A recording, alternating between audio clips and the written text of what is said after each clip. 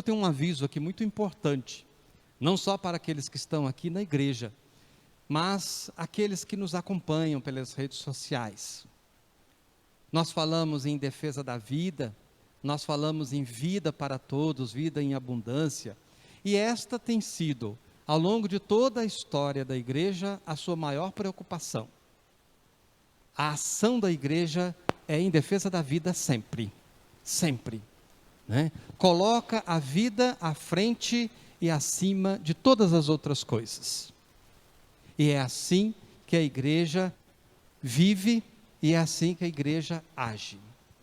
Por que eu estou falando isso?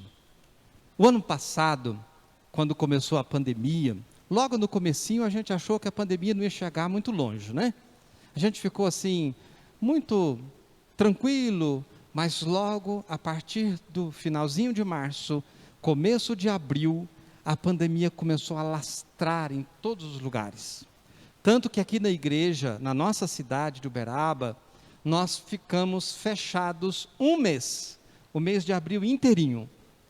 Não tinha missa, só transmitida pelo Facebook antes. E foi nesse período que a igreja no Brasil olhou para a realidade e percebeu, tem muita coisa errada nessa história. Então nós precisamos fazer alguma coisa. Como cristãos que defendem a vida, nós precisamos fazer alguma coisa.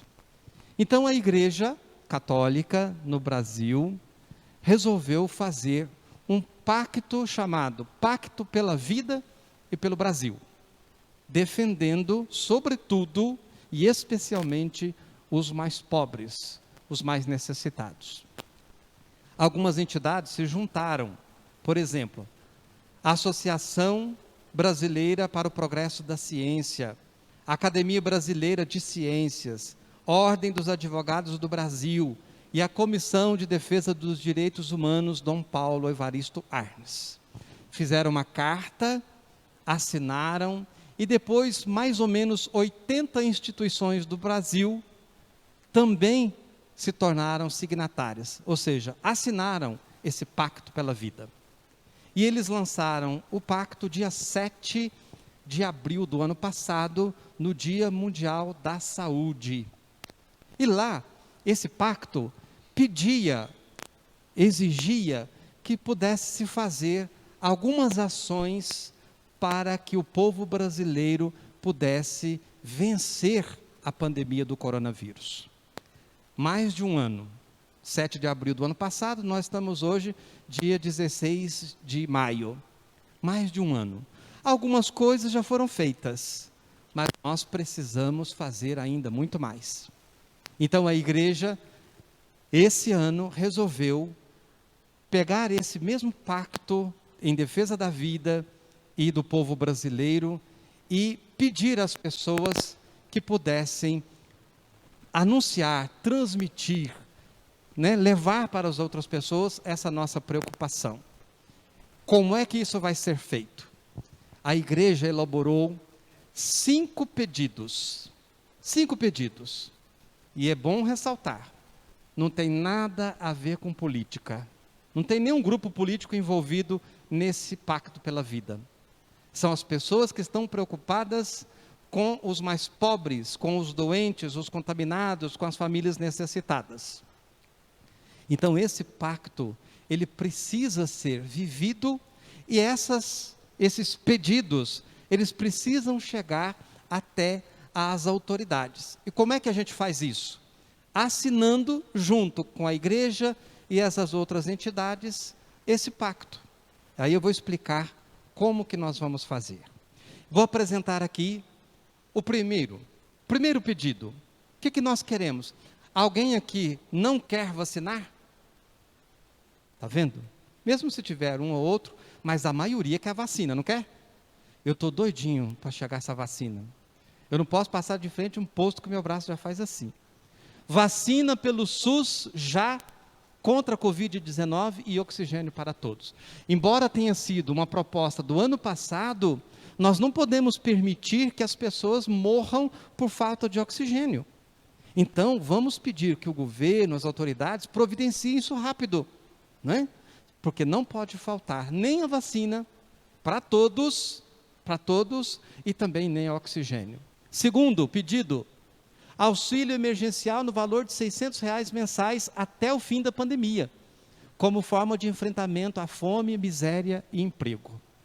Olha, vou dizer uma coisa para vocês, se não forem as igrejas, as instituições de caridade, o nosso povo brasileiro estava morrendo, não era de Covid não, era de fome. Tem gente morrendo, mas ia morrer mais gente de fome do que de Covid. Né? Então, o que a gente quer? Que o auxílio emergencial seja de R$ 600 e não de 150. Alguém faz o que com R$ 150? Não dá para comprar nem a verdura do mês. O gás custando quase 100. Carne nem se fala, né? A gente come carne quando morde na língua, porque não dá mais para comer carne. Auxílio emergencial. Vocês sabiam que essa semana, eu não li a reportagem toda, mas eu ainda vou ler, que embora o governo tenha dado um auxílio de R$ 150, talvez um pouquinho mais, foi aprovada uma lei para aumentar o salário do presidente da República? Não foi isso? É um absurdo um negócio desse. Dele e dos outros lá. É um absurdo.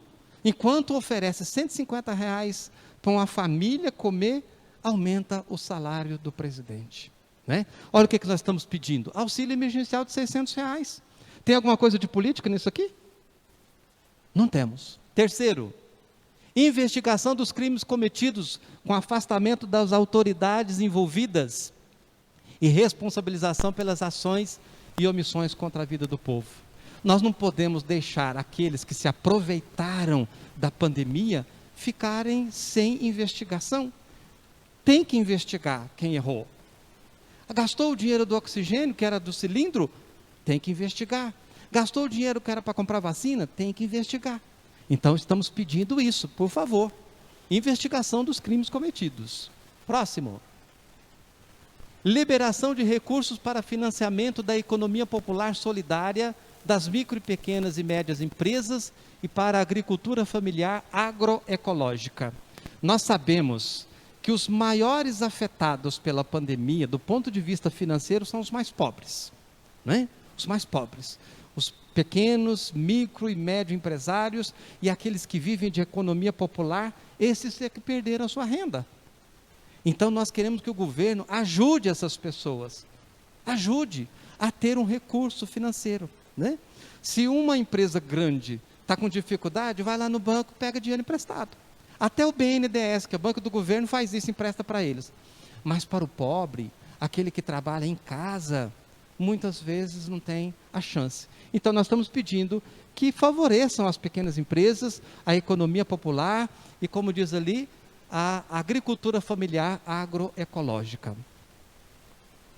Defesa e fortalecimento e investimento do SUS, Sistema Único de Saúde.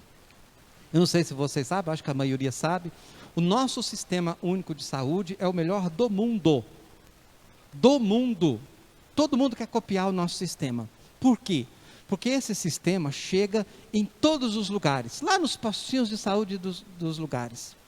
Mas se não tiver investimento, se não destinar recurso, nós não temos um SUS suficiente para atender todas as pessoas. Então, defesa, fortalecimento e investimento do SUS, Sistema Único de Saúde.